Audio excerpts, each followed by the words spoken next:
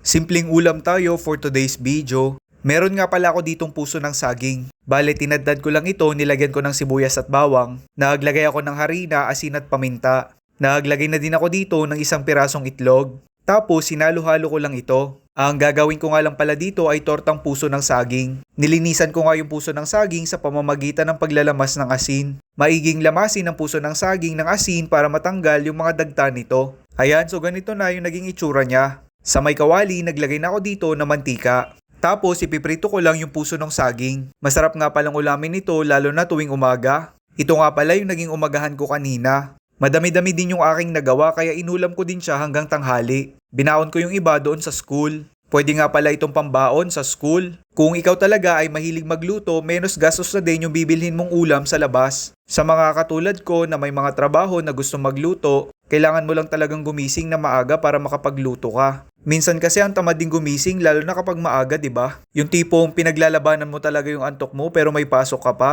Ang ending, hindi ka nakapagluto kasi late kang gumising. Ayan, luto na ang aking tortang puso ng saging.